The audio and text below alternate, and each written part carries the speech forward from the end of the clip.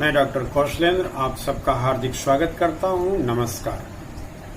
आज के टॉपिक है महात्मा गांधी, महान आत्मा, राष्ट्रपिता, बापू, पूजनीय। अच्छा है, होना भी चाहिए। गांधी जी का सम्मान करते हैं।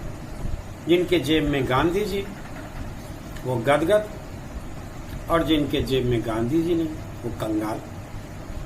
आज की स्थिति गांधी जी के लिए सम्मान है सबके मन में। कोई भी हो, चोर बनोल, सभी गांधी जी को पसंद कर रहे हैं, नोटों पर, हकीकत में नहीं। आइए गांधी जी की एक हकीकत दिखाते हैं हिंदू मुस्लिम एकता के नाम पर इस पाखंडी व्यक्ति का। खिलाफत आंदोलन के दौरान इन्होंने मुसलमान जो तुर्की में थे, प्रथम विश्व युद्ध के दौरान तुर्की का विभाजन हुआ और खलीफा को गिरफ्तार कर लिया गया। अब तुर्की के खलीफा के लिए भारत के मुसलमानों को झोंक देना गांधी जी की कौन सी नीति थी। लेकिन एक बात ध्यान से समझ लीजिए कि गांधी जी हमेशा मुसलमानों के सॉफ्ट कॉर्नर थे।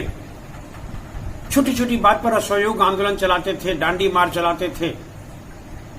क्यों नहीं जिन्ना के पाकिस्तान मांगने पर जिन्ना के घर के बाहर जाकर के बैठ गए? क्योंकि वो पाकिस्तान नहीं, वो जिन्ना के शुभ चिंतक थे। वो दिखाते थे कि हिंदू मुस्लिम हमारे दो बच्चे हैं, दो आंखें हैं, पर वो एक आंख बंद करके ही रहते थे। गांधी जी हिंदुओं के प्रति बहुत ही असहिष्णु थे। मैं तथ्यों के साथ आपको बताता हूं। खिलाफत आंदोलन का असहयोग आंदोलन में जोड़ दिया गया 1920 में। 1922 में जब असहयोग आंदोलन अपने चरम पर था तो चौरी चौरा कांड से असहयोग आंदोलन को उन्होंने बंद कर दिया। जब गांधी जी देश के चोटी के नेता थे तो भगत सिंह को जब गिरफ्तार किया गया और ये कहा गया लॉर्ड इरविन के द्वारा, जो तत्कालीन गवर्नर जनरल थे, कि अगर कांग्रेस के अध्यक्ष, जो उस दौरान 1930 में कांग्रेस के अध्यक्ष नेहरू जी थे, जवाहरलाल नेहरू, यदि कांग्रेस के अध्यक्ष अपने 20 सदस्यों के साथ साइन करके भगत सिंह के पक्ष में हमें एक पत्र दे दे तो हम भगत सिंह को छोड़ देंगे। ऐसा उन्होंने अपनी रेड डायरी में उल्लेख किया है लॉर्ड इरविन ने। किसके लिए? भगत सिंह के लिए। भगत सिंह कौन थे? एक हिंदू क्रांतिकारी थे। बहुत विस्तार से नहीं, बस एक आउटलाइनर बता रहा हूं। उस समय मदन मोहन मालवीय जी पिटिशनर थे, जो कि एक तरह से गए थे वकालत करने इरविन के पास। अच्छी बात है। वो नेहरू के पास गए कि ऐसी सी बात है, भगत सिंह को छुड़ाना है। नेहरू ने कहा कि बापू जो कहेंगे। फिर वो बापू के पास जाते हैं। बापू कहे अध्यक्ष मैं नहीं हूं, नेहरू है। तो इस तरह नेहरू बापू ये शुरू हो गया था 1930 से, और ये 1947 में भी जाकर के पटेल को धोखा देने में काम आया और उनसे प्रधानमंत्रित्व का उम्मीदवारी छीन करके नेहरू को दे दिया गया। बहरहाल मुद्दे पर आते हैं। भगत सिंह को एक दिन पहले फांसी लग गई। फांसी की नियम तो सुबह होती है और उनको शाम को 7:30 बजे फांसी लग जाती है, क्योंकि लोगों को ये लगा। इरविन ने यहां तक कहा कि मुझे फांसी देने से ज्यादा जल्दी तो मैंने देखा कि भारतीय नेताओं में, विशेष करके गांधी जी में था। और उन्होंने कहा आप अपना काम करो, देश में क्या होगा मैं देख लूंगा। बाकायदे स्पष्ट तथ्य मिलता है। तो इसका मतलब अहिंसा के पुजारी क्रांति नहीं पसंद करते थे, खून खराबा नहीं पसंद करते थे। चलिए हिंदुओं की आइडियोलॉजी ले लेते हैं। अब आइए दूसरे पक्ष में।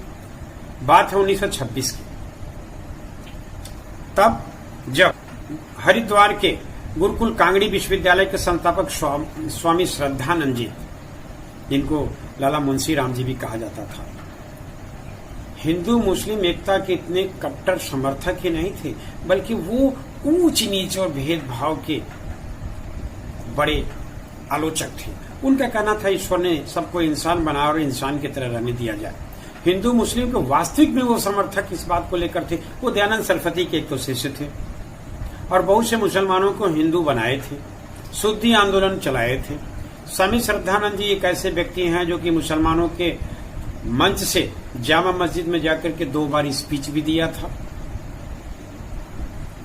ऐसे स्वामी श्रद्धानंद जी की 23 दिसंबर 1926 के दिन उनके घर पर चांदनी चौक दिल्ली में जाकर के एक सरफिरा मुसलमान जिसका नाम था अब्दुल रशीद,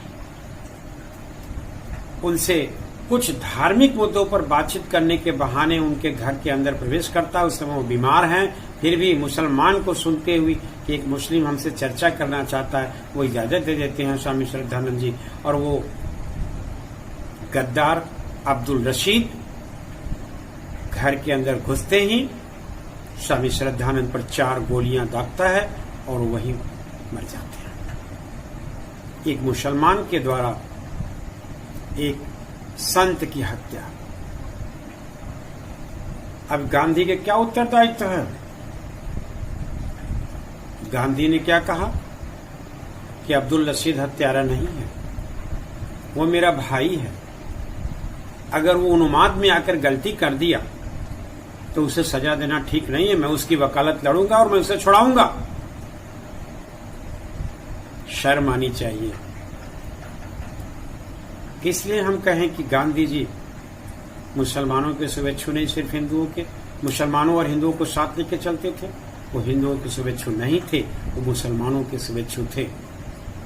ब्रिटेन ने इतने देशों को आजाद किया, भारत छोड़ के और कौन से देश में विभाजन हुआ बता दीजिए? किसी भी देश में विभाजन नहीं हुआ। अब्दुल रशीद को उन्होंने अपना भाई कहा और उसे हत्या के आरोपी के होने के बावजूद, तथ्य के मिलने के बावजूद उसे बचा लिया। बात है 1926 की। और वही गांधी जी 1930 में किस तरह से बदल गए हिंदुओं को लेकर के कि भगत सिंह को फांसी हो गई बिफोर। क्यों? उनके जीत के चलते सुभाष बाबू को एक तरह से कांग्रेस अध्यक्ष पद छोड़ना पड़ा त्रिपुरी कांग्रेस में सुभाष बाबू को। लेकिन उन्होंने जिन्ना के समक्ष इस तरह की जिद क्यों नहीं किया? वो तो कहते थे कि भारत और पाकिस्तान का विभाजन हमारी लाश पर से होगा। तो आप बताओ, उनकी लाश पहले गिरी थी या पहले भारत का विभाजन हुआ था? बहुत से ऐसे तथ्य हैं जिन पर अगर गहराई से विचार करें तो आप पाएंगे कि जिन्हें हम महान आत्मा की जगह देकर के सम्मानित करते हैं,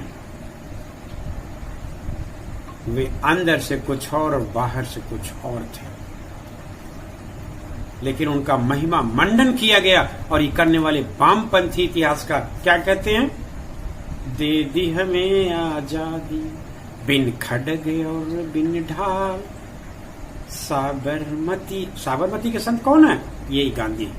साबरमती के संत तूने कर दिया कमाल। अरे साबरमती के संत ने कमाल नहीं किया, वामपंथियों, मक्कारों, तुमने कमाल किया।